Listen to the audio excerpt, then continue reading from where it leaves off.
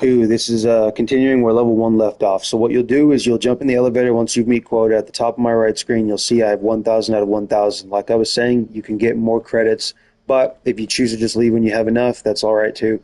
You just hold circle, make sure everyone's in the elevator, and it'll do this. You know, it'll close, that'll be the cutscene. I'll explain when we get to level 2. So a lot of these things on the floor, these are spike traps. You can bring these traps with you. If you bring them to the elevator and you drop them down, usually what we'll do is we'll have someone like me will be the guy who goes out and finds these samples and puts them in an area where the other team can find them. You know, you kind of risk getting lost yourself if you do that.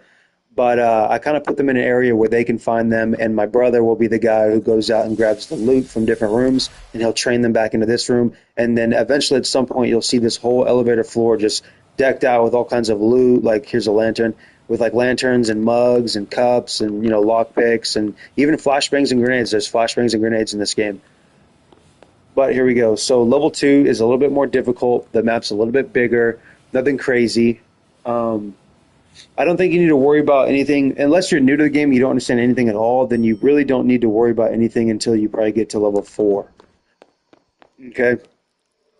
So these are the only things I was telling you about. You're going to want to use a glass bottle, specifically the glass bottles, because they do a very low amount of damage, but it only needs one hit to take that enemy type out, right? So if you're using a mug, then that's a little bit stronger than a glass bottle. You want to save your mugs, and you especially want to save your plates. Your plates are really good for other enemy types.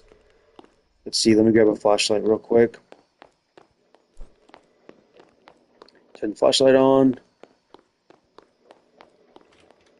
Now, bear with me if you want to watch my gameplay. I do not want to bore you, but these are... See, here's a trophy. These are some of the things you'll be doing when you're on your own. If you just remember your way back, you grab a trophy like so. And there are bigger trophies. This is what you might consider a medium-sized trophy. There are quite larger trophies that are pretty tall. And when you grab them, as you can imagine, it makes you move a lot slower when you're pushing them. So if your team's with you, there's proximity chat, so don't get too far from your team. But if your team's with you, if you have a friendly near you, you can have them pretty much piggyback you. They will grab your waist. I know it sounds kind of funny, but they'll grab your waist and they'll kind of train. They'll push you to push the trophy that you're pushing. I call them trophies. So there's another aspect of teamwork there that I think is pretty fun. These are a form of traps that I was telling you about. So these things, if you get too close, you'll hear them and you'll see them spawn like that. If you get too close, they'll grab you. And when they grab you, then you're down. And you have a certain amount of seconds before you can get rezzed. By the way, you lose if the longer it takes for you to get revived, and the lower your timer goes down. Whenever you get revived, that timer will stay at where you got rezzed at. So if you get revived at 16 seconds left, you have 16 seconds left the next time you go down. So it's important to work on that part of teamwork. If you go down, try to make sure you have somebody near you at all times. A lot of times we'll do the buddy system. We'll take off in teams of 2. Or if it's just, there I am going down. If it's me by myself, like I said, I'll be off in the distance, just training trophies toward a more observable area that my teammates can grab it from.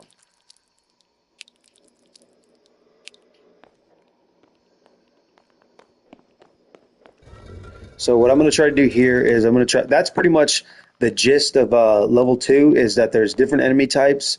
If you want, you can go ahead and skip this video and head to episode 3. If you want to watch the rest of the video and figure out where or what I'm doing, then feel free to do so.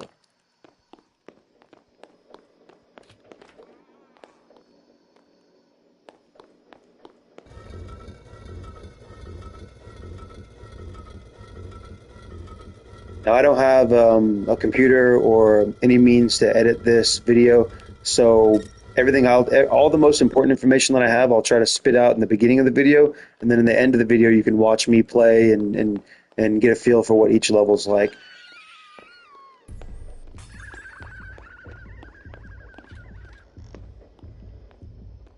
And part of the reason I'm making these videos is because the views are nice, don't get me wrong, but I really, really, really enjoy this game, and I really would like it if I could help other people understand the game and get more people to play it. Because like I was saying, the first few days that me and my brother and my friends played it, there was nobody on, and we did not like that at all. The game was so fun that we had so many questions like can we look this up? What is this level about? What's this level about? And we couldn't find any answers because there's nothing out there about the game. That's another trap right there. This right here is a spike trap. I guess I'll probably save it for later to show you. There's quite a bit of information about this game that I can't just fit into one video. So maybe in episode 3 I'll explain that. Unless I have to use it, then I'll explain it. We're about to meet quota, so as soon as we meet quota, I might just head on over to the next level.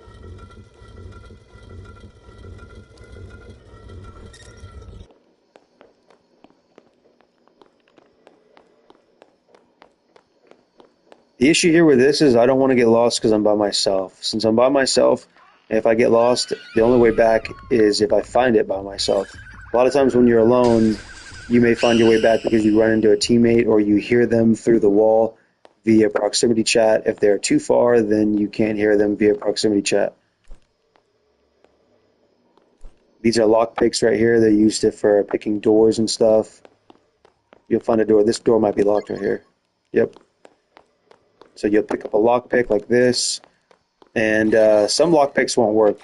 You'll hold the shooting button. See, there it is, 5 minutes remaining until, whatever happens. Okay. A lot of times when you lockpick a door, you're really just creating a shortcut. This is a lever. If you're playing with friends, a lot of times you'll find a door like that will have 1, 2, or 3 levers, and you'll need to cooperate with your team, go get them and say, hey, I have a 3-man lever door over here, and then on a count of 3, you all 3 press it at the same time. This right here is so the game says that there is that it's random every level, but it kind of is, it's kind of not. So the format, the layout of the map is pretty much always the same, depending on what level you're on. Whatever level you're on, it's usually always the same.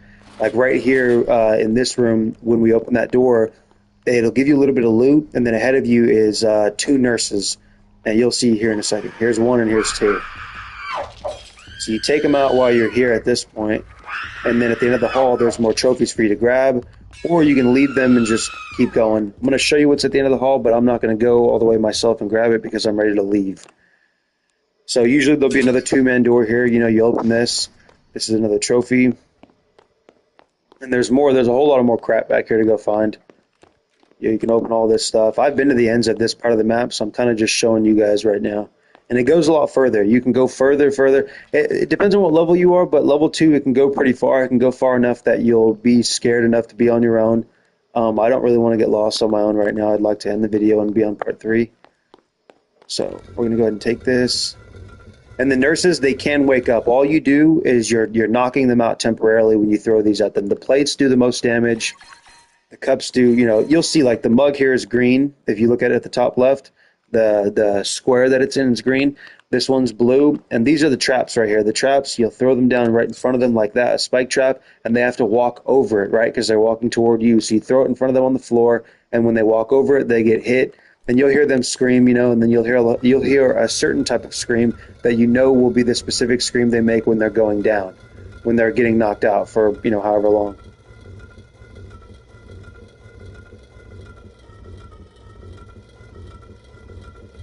These are beacons. These can be seen through the map. Let's say I'm on the other side of the map and you need help from somebody, or you find a bunch of loot and you need someone to help you loot or drag some trophies out of there. You can throw it down like this, and through the wall across the map, people can see that.